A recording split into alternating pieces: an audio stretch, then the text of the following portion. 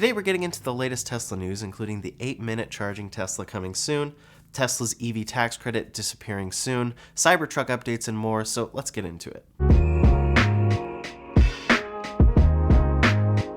First up today, Tesla's online shop has introduced interest-free payment plans through Klarna. This allows buyers to spread out the cost of items from Tesla's shop, like home chargers or accessories, with 4 payments over 6 weeks at 0% APR. For example, if you were buying a $420 wall connector, you'd be able to spread that out into 4 payments, each at $105.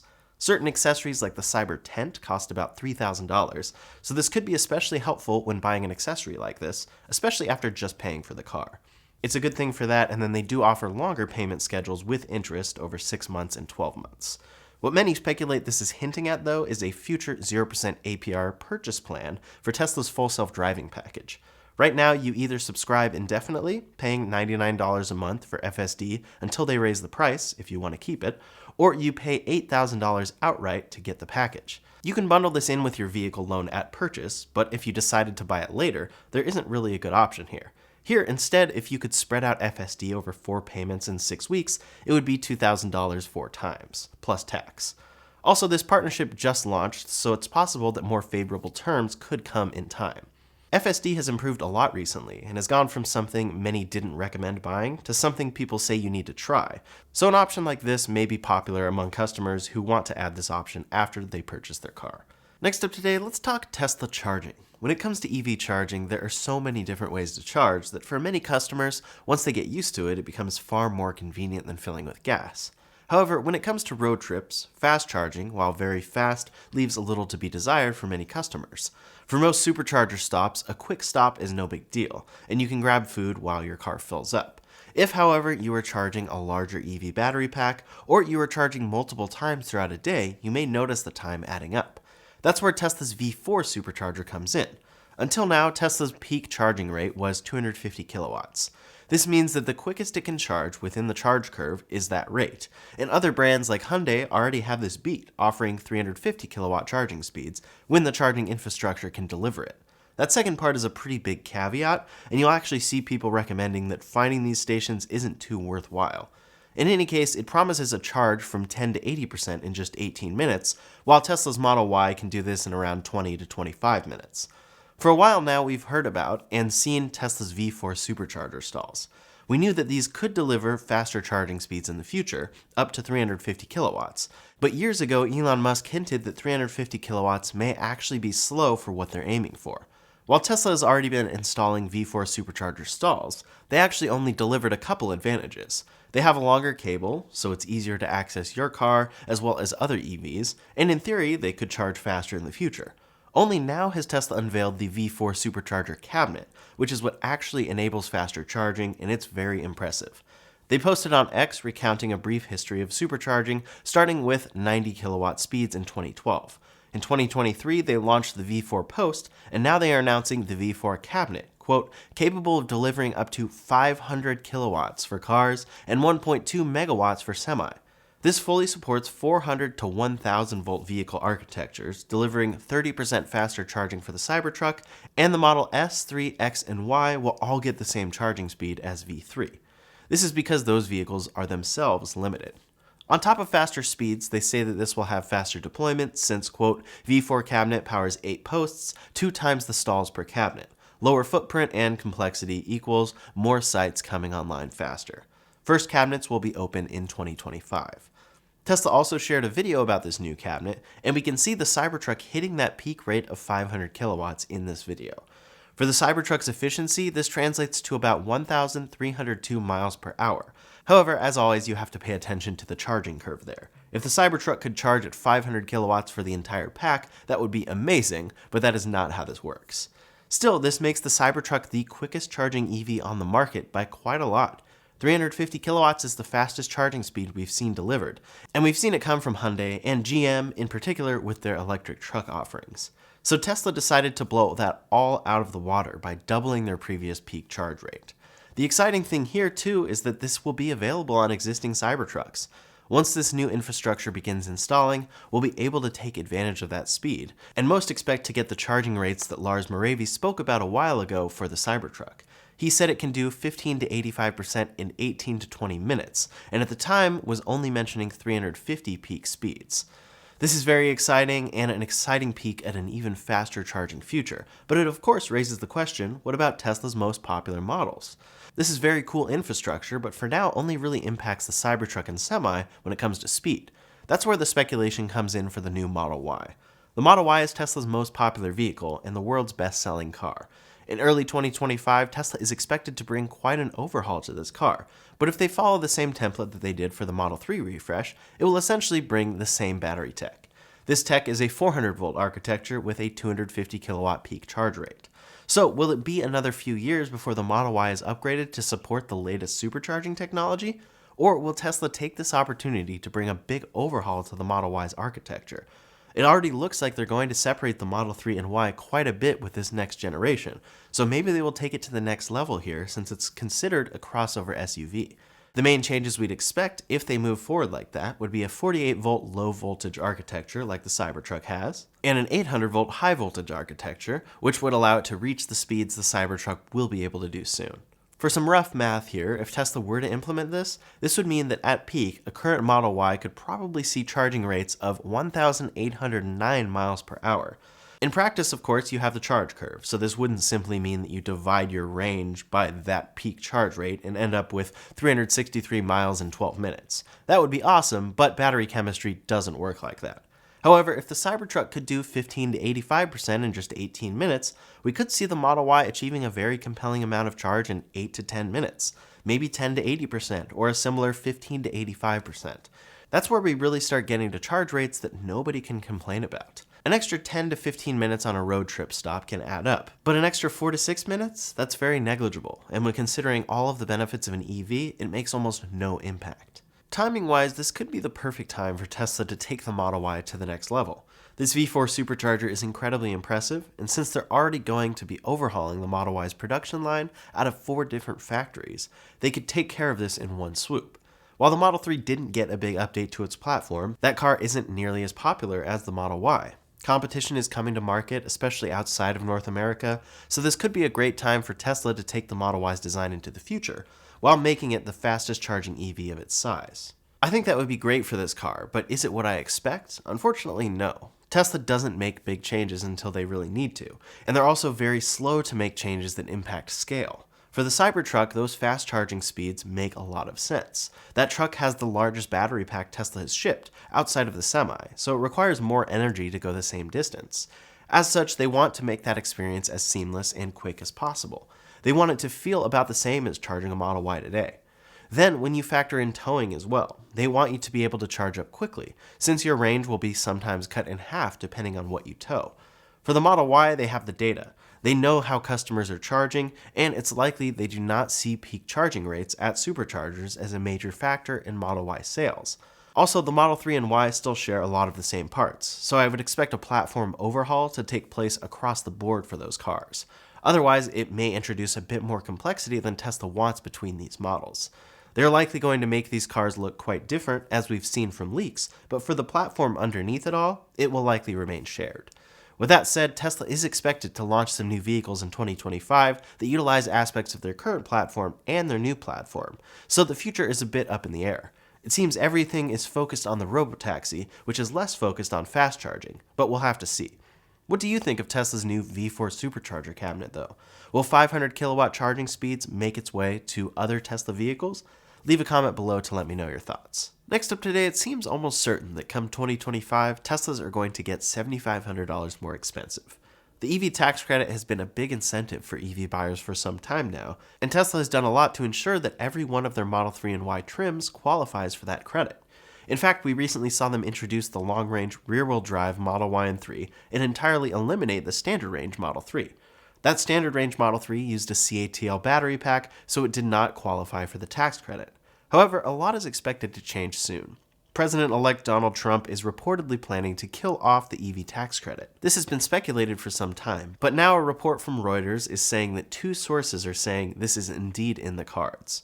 As Reuters says as well, quote, ending the tax credit could have grave implications for an already stalling US EV transition. And yet, representatives of Tesla, by far the nation's biggest EV maker, have told a Trump transition committee they support ending the subsidy, said the two sources, speaking on condition of anonymity.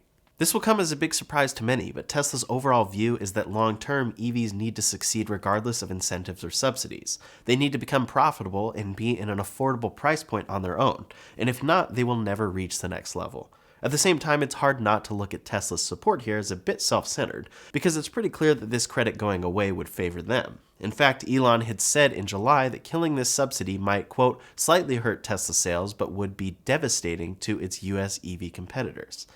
This does seem to be the case, since Tesla is the only company that makes money on their EVs in the US. However, it remains to be seen how they will be able to respond, and if customers will be able to afford whatever price becomes offered in 2025.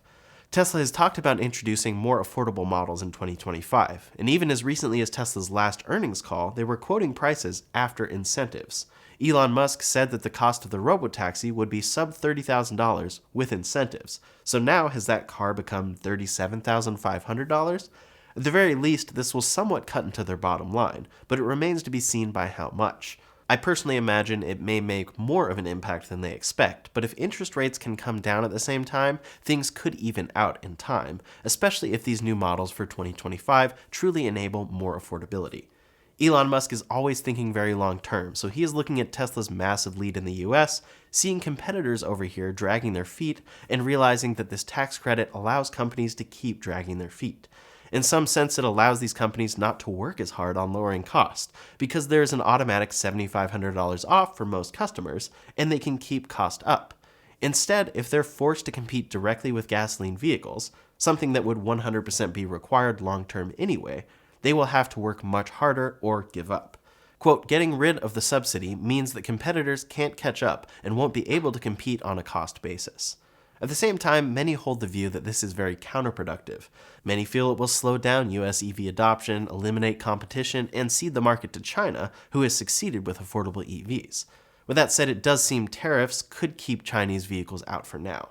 So in the positive scenario, eliminating this tax credit will raise prices in the near term for EVs, but force companies to dial in efficiency. It may force companies like GM and Ford to truly make compelling EVs that they can profit on and scale them to numbers that help with their cost. It may also force Tesla to bring down their own prices, which is great for consumers. In the negative scenario, eliminating this credit could mean that EVs just get much more expensive for many customers, and this further delays electrification in the US. It all could take much longer than expected and just result in a big rollback of energy policy, especially if oil subsidies stay or grow. It's definitely interesting to hear of Tesla's support here, but it does make sense. Their CEO has been in support of removing these tax credits for some time, but while they were available, of course the company was going to take advantage of them, as any smart business would. Then long term, they see electric transport as the primary form of transportation regardless of policy. It will be very interesting to watch, but either way, a lot of change is coming in 2025. We may see Tesla's prices go up by $7,500 for most buyers, and with the introduction of the new Juniper Model Y, I wouldn't be surprised if increased demand drives prices further up for a time. For the first half of 2025, the Model Y could end up $10,000 more than people are buying it for today. At the same time, more affordable models could drive prices down, and Tesla could respond to this credit by dropping prices. Only time will tell how things go, and Tesla likely doesn't know yet, but a lot is set to change for the EV market and Tesla next year. Tesla's former VP of Policy and Business Development, Rohan Patel, posted about this, saying, quote, "Can Tesla handle the EV credit going away better than other EV automakers? Yes. EVs are a blip today for the other big automakers, so it's not nearly as consequential for most of them." But he did add, quote, "Is losing the credit bad for Tesla in the short/medium term? Undoubtedly also yes. It is the majority of the market, and it's a major demand driver and cash generator. That could be partially offset by falling interest rates, but the timing will matter a lot. Other big OEMs will lower production, and some may exit EVs altogether and become regional brands. This is likely a net negative overall for both US competitiveness and sustainable transport." It seems likely that part of why he left Tesla was disagreements on things like this, but that's speculation. Either way, we'll see how this develops in 2025. Next up today, the latest updates for the Cybertruck, including a new recall. First up, the Cybertruck includes the largest windshield wiper ever put on a vehicle, so naturally the question arises, how much does it cost to replace? Well, Tesla now lists the wiper for sale on their website, and it comes in at $75 for a replacement blade. That's more expensive than a typical wiper blade replacement, but not at all bad considering what it is. Another accessory Tesla just launched is their crossbars for $800. These two crossbars, quote, maximize your storage space for bikes, gear mounts, and more. They can hold 200 pounds and include everything necessary while matching the Cybertruck's style. Interestingly, it seems that the Foundation series has mounting points over the glass roof, whereas the non-Foundation series truck only has them over the bed. Apparently, this is something that Tesla will allow you to upgrade if you need, but it is an extra cost. Tesla also just released an official $300 car cover for the Cybertruck. It is designed for that shape with reinforced corners and has a spot for the tailgate and charge port. As we discussed earlier, the Cybertruck will be getting charging speeds up to 500 kilowatts when the infrastructure for V4 cabinets is built out in 2025, and that's very exciting. But in the meantime, Tesla does have some leftover Foundation series trucks. I was wondering what would happen here as they changed production over to normal trucks, and it appears that they are still selling these remaining trucks in inventory. In some areas, people notice them pop up for immediate delivery. At this point, the Foundation series doesn't really seem all that worth it, especially with standard production having a short wait time, but it is becoming more available. In any case, the Cybertruck is now seeing its latest recall, and this time it's a physical one. Oftentimes we hear about a Tesla recall, and it's something they fix without any effort from owners with a software update, but this one took effect on November 5th. Quote, the subject population includes certain model year 2024 Cybertruck vehicles manufactured between November 6, 2023 and July 30th, 2024 that are or were equipped with metal oxide semiconductor field effect transistors, MOSFET, in the drive inverter. Ultimately, the issue is a loss of propulsion.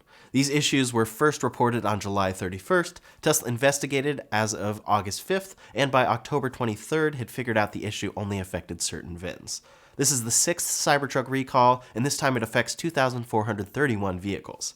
As far as we can tell, they are specifically early VIN Cybertrucks. You can check your VIN online, so if you have a Cybertruck, it's definitely worth checking to see if you need this repair, and you can get service scheduled before an official letter gets mailed out. Last up today, some updates from Rivian. Rivian and Volkswagen have formally announced their new electric vehicle joint venture named Rivian and VW Group Technology LLC. This partnership aims to advance the development of next-generation software-defined vehicles. The collaboration will leverage Rivian's strength in software and platform architecture combined with VW's global automotive expertise. The joint venture is expected to receive up to $5.8 billion in investments, with both companies contributing to the design and production of future EVs. These vehicles will focus on integrating advanced digital features, optimizing efficiency, and enhancing customer experiences. The first models under this partnership are slated for release by 2026. The strategic alliance will capitalize on Rivian's experience in developing scalable EV platforms, which VW plans to adopt for future models to achieve cost efficiency. This venture will initially focus on software development and EV innovation from their base in Palo Alto, California, with plans to expand operations in North America and Europe over time. Both Rivian and VW see this collaboration as a way to accelerate their own EV strategies amidst a growing competitive landscape, particularly in North America, where the demand for electric trucks and SUVs is surging. Rivian has made significant strides in the electric truck market with its R1T pickup and R1S SUV, while VW continues to expand its ID lineup with models like the ID Buzz and ID4. Both automakers are focusing on achieving sustainability targets, including carbon neutrality by 2030. This joint venture definitely signals a significant shift in the auto industry, highlighting the trend of collaboration between traditional automakers and EV startups to drive innovation and sustainability. The partnership aims to bolster both companies' competitive edge as they navigate the transition to a fully electrified future. That's all the latest Tesla news for today, so in the meantime, if you want to see a full breakdown of Tesla and their biggest competitor, BYD, you can check out that video linked up here or in the description below. Thanks so much for watching, and I'll see you on the next one.